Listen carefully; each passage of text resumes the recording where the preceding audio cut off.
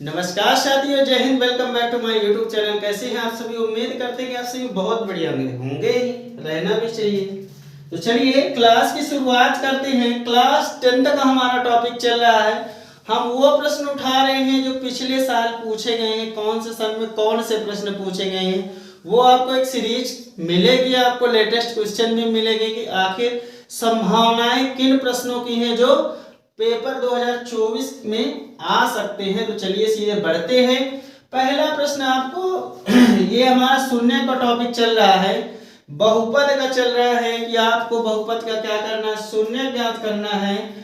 तो इसमें दो प्रश्न आपको ऐड किए मिलेंगे, या तो शून्य पूछेगा और या तो उसी में पूछ लेगा कि इसकी जांच कीजिए कि शून्यकों तथा गुणांकों के बीच क्या संबंध है, क्या सत्यापित करना है इसको। तो चलिए नंबर 1 प्रश्न दिया गया है कि 6x² -3 और -7x, जो ये प्रश्न है 2022 में पूछा गया है। और यही दूसरा प्रश्न आपको लिखा हुआ मिल रहा है कि 4u -8u, ये कौन से 2023 यानी लेटेस्ट क्वेश्चन हो गया ये।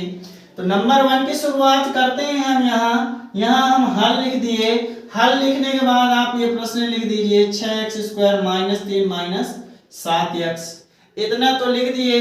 लेकिन आप देख रहे हैं कि इसका जो क्रम है थोड़ा सा उल्टा लिखा हुआ, जिसको हम सीधा कर दें। उल्टा को ही तो हमें सीधा करना आता है। तो चलिए हम सीधा करते हैं।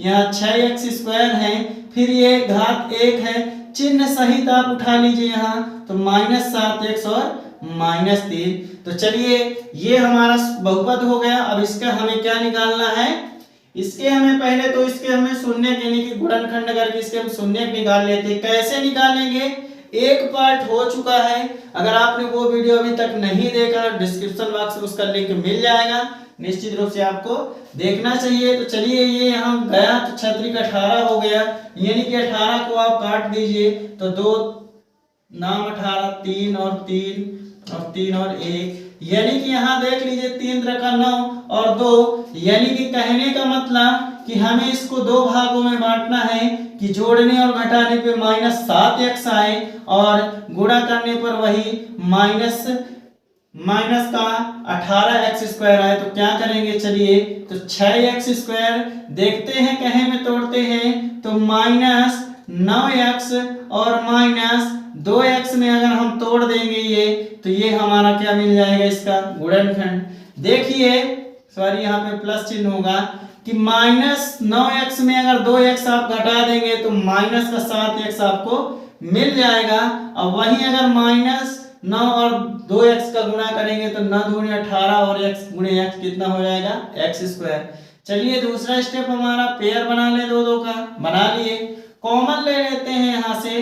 तो यहाँ से देखिए 6 को हम क्या लिख सकते हैं, तो 6 को हम 2 गुणे 3 लिख सकते हैं। वहीं 9 को हम क्या लिख सकते हैं, तो 3 गुणे 3 लिख सकते हैं। तो चलिए यहाँ से देखिए दोनों में 3 दिख रहा है तो 3 आप कॉमन ले लीजिए। x भी दिख रहा है तो x भी ले लीजिए। चलिए यहाँ से 3 कॉमन लिए तो बचा क्या, 2 और एक x भी बच गया तो x माइनस और यहाँ 1 3 बाहर आ गया है तो 1 3 बचा तो ये आ गया। निश्चित रूप से सभी बच्चे देख रहे होंगे कि जो यहाँ पे आया, अगर आपने लास्ट वीडियो देखा है हमने उसमें भी बताया था कि जो यहाँ आया है दूसरा पेयर भी वही आना चाहिए। अब आप देख रहे हैं कि दूसरा पेयर तो इतना है ही, कॉमन क्या ले, तो कॉमन आपको क्या ले लेना है, यहाँ +1 ले लेना है। क्योंकि हम ये भी पढ़ा चुके हैं कि किसी भी संख्या में 1 का गुणा या भाग करेंगे तो कोई फर्क नहीं पड़ेगा। और यहाँ 2x -3 लिख दीजिए आप।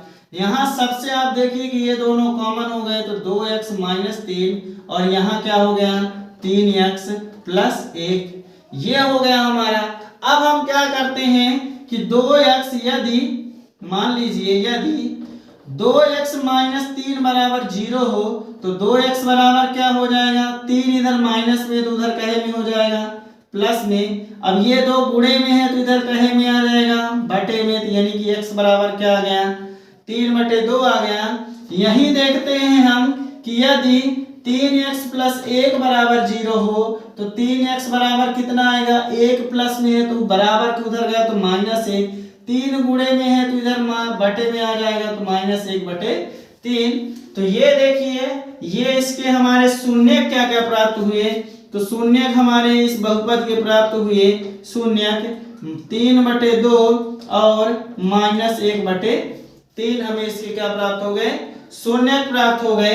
तो चलिए बढ़ते हैं। अगर शून्य निकालने के लिए बोले तो आपको इस तरह कर लेना है इसको। अब फिर अगर पूछ रहा है कि शून्यकों तथा गुणांकों के बीच संबंध स्थापित करना है, यानी कि बोल रहा है कि शून्यकों का योगफल और गुणनफल आपको बताना है। तो शून्यकों का चलिए निकाल देते हैं। शून्यकों का योगफल, योगफल यानी क्या, अल्फा प्लस बीटा बराबर क्या होता है, -b/a।